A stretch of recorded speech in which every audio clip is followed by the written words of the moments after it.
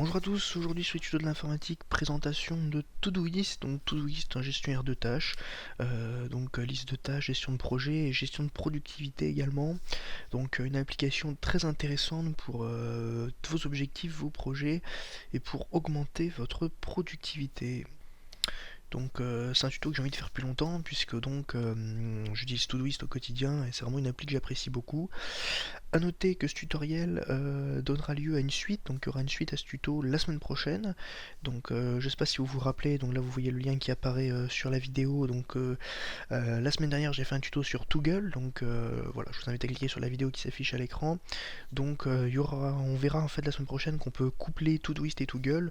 Donc je vous invite à vous abonner à la chaîne pour recevoir la prochaine vidéo et pour avoir un peu la suite de ce tuto. Voilà, on va commencer tout de suite. D'abord, petite présentation. Donc Todoist, c'est un service gratuit, disponible sur différentes interfaces, à peu près toutes les interfaces. Il y a des clients pour à peu près toutes les plateformes. Web, Android, iPhone, Windows Phone, mail, client mail, donc Thunderbird, Foxmail, Outlook. Également les navigateurs, donc Firefox, Chrome, etc., etc. Et des clients bureau également pour Windows et Mac. Donc une application qui va vous permettre de créer des listes de tâches par ordre de priorité, de créer des projets, et après en fonction de la vitesse à laquelle vous allez remplir vos tâches, va vous donner votre taux de productivité et donc va vous inviter à exploser votre taux de productivité, qui est appelé donc dans le logiciel Karma. Voilà, on va commencer tout de suite.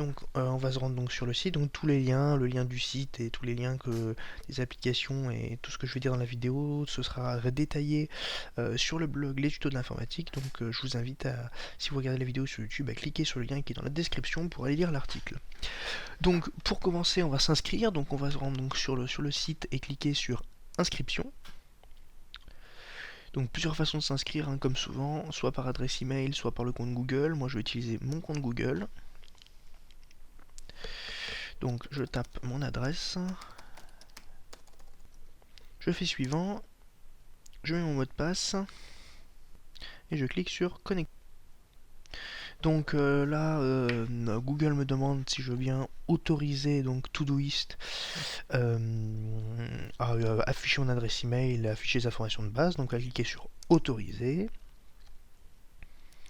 Donc on attend que ça se fasse, et voilà, donc on arrive sur la page d'accueil Todoist, donc bienvenue sur Todoist. On va cliquer sur commencer. Et donc voilà, on arrive sur la première page de Todoist, là où tout va se passer.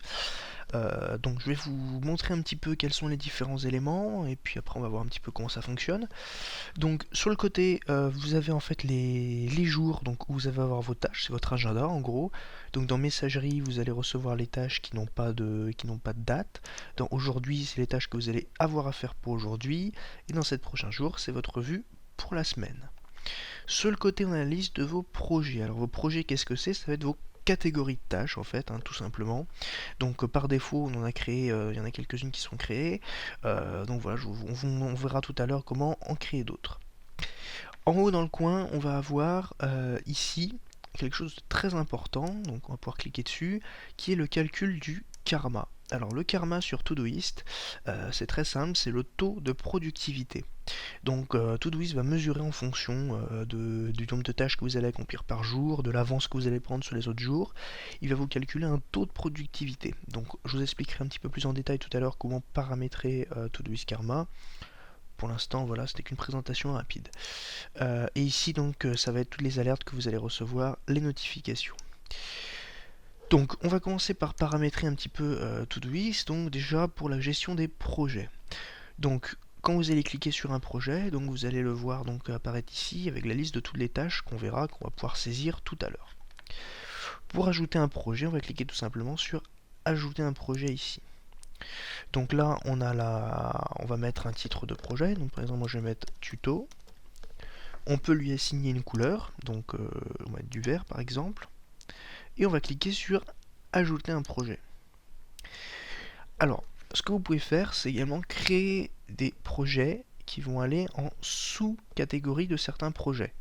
par exemple faire en sorte que dans le projet tuto, j'ai par exemple un projet qui va s'appeler à publier, un projet qui va s'appeler, je sais pas, à faire le montage, enfin voilà. On peut créer des sous-catégories de projets.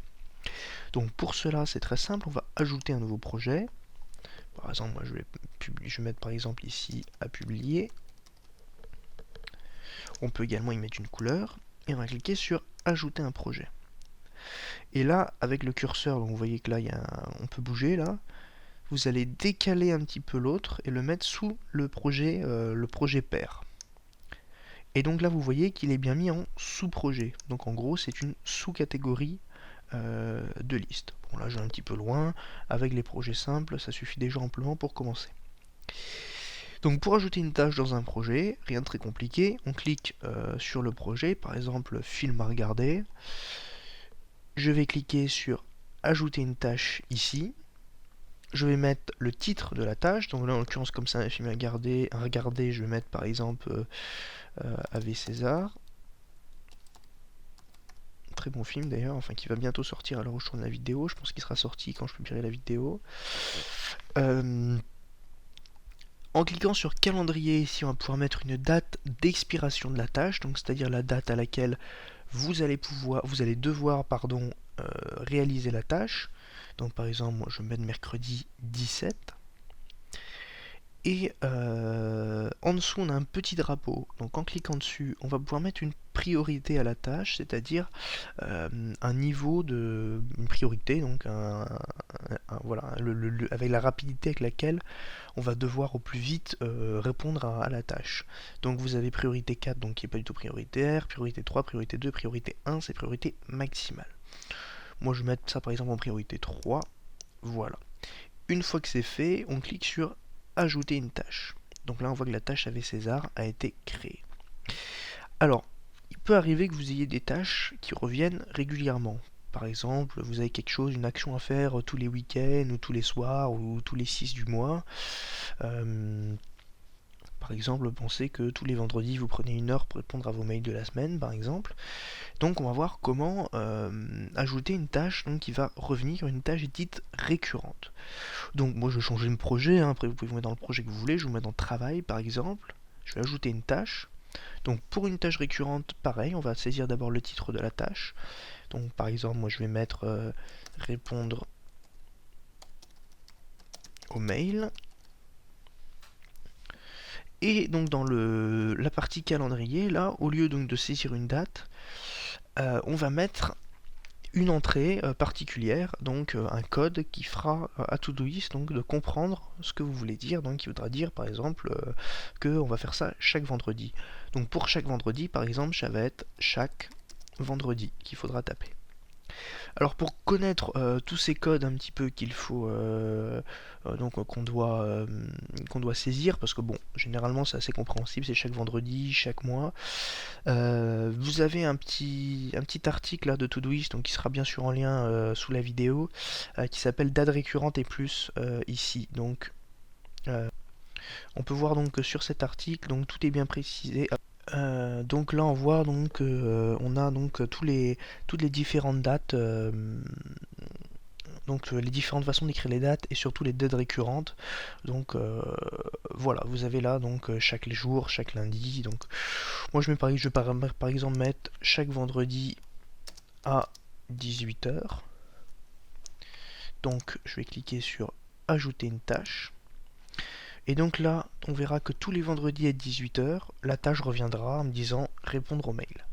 Voilà donc pour les dates récurrentes, donc les dates qui vont revenir plusieurs fois. Donc à aller voir pour savoir comment écrire les dates récurrentes. Donc allez voir sur l'article dont le lien sera sous la vidéo. Sur le blog bien sûr. Donc maintenant qu'on a ajouté quelques tâches, on va pouvoir voir comment elles apparaissent donc dans notre agenda. Donc aujourd'hui j'ai pas mis de tâches, donc ça fonctionne pas, mais pour les 7 prochains jours, j'ai des tâches qui sont programmées, donc là en l'occurrence mercredi et vendredi. Donc une fois que la tâche sera effectuée, je n'aurai qu'à cliquer dans le cercle pour que Todoist sache qu'elle est effectuée pour la valider sur Todoist. Donc là je vais cliquer, hop, et donc voilà, il me met bien un élément complété. Donc pareil, répondre au mail, je vais la cocher, hop, et voilà, donc c'est réalisé. Alors donc quand au bout de plusieurs jours, plusieurs moments que vous utiliserez Todoist, vous allez accumuler donc les nombres de tâches réalisées, Todoist va les comptabiliser pour donc vous calculer votre taux de productivité appelé dans Todoist taux karma. Donc pour ça on va cliquer donc à cet endroit là donc pour avoir le taux de productivité. Donc vous voyez qu'on a un objectif quotidien de tâches qui est présent, donc par défaut mis à 5, donc on va voir un peu comment paramétrer tout ça. Donc ce qu'il faut savoir au début, c'est que vous avez plusieurs statuts donc, de karma, donc par défaut. Donc vous êtes débutant, donc on peut le voir ici, et après donc vous pouvez gravir les échelons pour être novice, intermédiaire, professionnel, expert, maître, grand maître, illuminé. Donc ça c'est jusqu'à en fonction pardon donc du score karma que vous allez avoir. Donc pour paramétrer tout ça, donc là-dedans on va se rendre dans paramètres et objectifs karma. Donc c'est très important de prendre quelques temps pour modifier ça en début d'utilisation, parce que c'est quelque chose d'assez motivant d'utiliser le karma. Donc votre objectif quotidien, ça va être le nombre de tâches que vous allez avoir au minimum à faire par jour. Par défaut c'est 5, alors après ça dépend de l'usage que vous en faites, mais je pense que 5 ça peut être une bonne chose pour commencer, voire même un petit peu moins.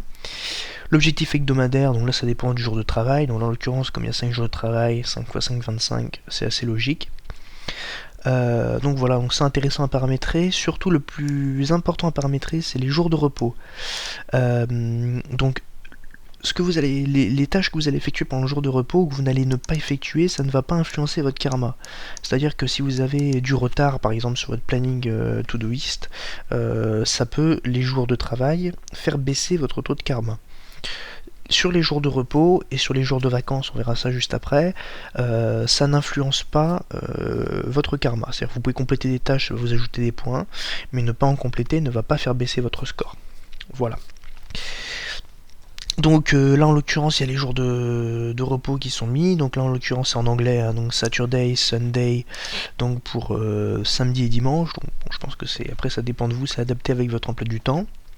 Donc vous mettez en rouge, donc en cliquant dessus, les jours sur lesquels vous ne travaillez pas. Le mode vacances, alors ça c'est important, quand vous partez en vacances, quand vous restez plus de quelques jours en repos, très important d'activer pour pas voir son score karma chuter.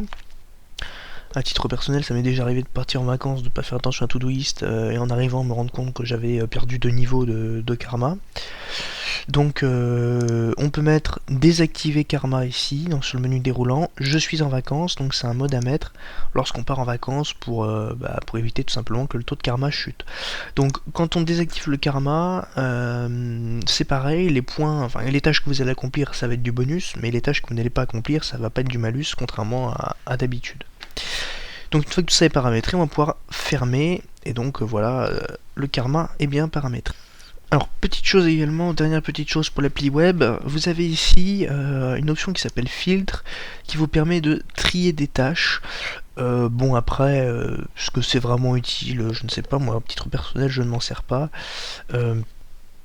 Les gens qui décideront de prendre un abonnement à Todoist Premium pourront ajouter des filtres personnalisés, je pense que là ça peut vraiment être intéressant, mais sinon en version gratuite je vois que ça n'a pas, à mon avis, pas grand intérêt.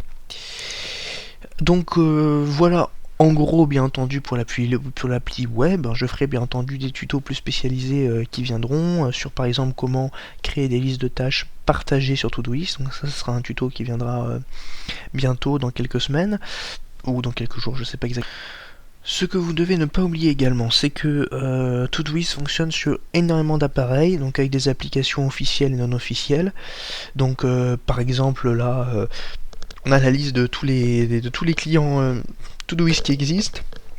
Des plugins pour Firefox, pour Gmail, pour Chrome et j'en passe. Donc le lien de la page avec toutes les applications sera sur le blog Les tutos de l'informatique. D'autre part, pour ceux qui tournent sous Windows Phone, donc il n'y a pas d'application officielle pour Windows Phone de Todoist, donc la meilleure alternative que j'ai trouvée à ce jour et que j'utilise à titre personnel, c'est l'application Task Crunch, qui est en anglais mais qui est très compréhensible et qui est pour moi l'application qui aujourd'hui fonctionne le mieux sur Windows Phone, bien que bon, il n'y a pas encore d'application pour Windows Phone, application Todoist pour Windows Phone. Donc TaskCrunch fonctionne aussi bien hors ligne comme en ligne, ainsi que toutes les applications Android et tablettes et ordinateurs donc de Todoist, donc qui se synchronisent dès que vous avez une connexion, mais vous pouvez très bien accéder à vos notes, à vos tâches, pardon, les compléter et en ajouter d'autres hors ligne comme en ligne. Voilà. Donc c'est la fin de cette présentation de Todoist et de ce tuto. Si vous avez des questions, des suggestions ou des points à préciser sur cette appli, si vous l'utilisez ou pas, n'hésitez pas à laisser un commentaire, soit sous la vidéo YouTube, soit sur le blog. Et donc je n'ai plus qu'à vous remercier d'avoir suivi ce tuto et à bientôt sur les tutos de l'informatique.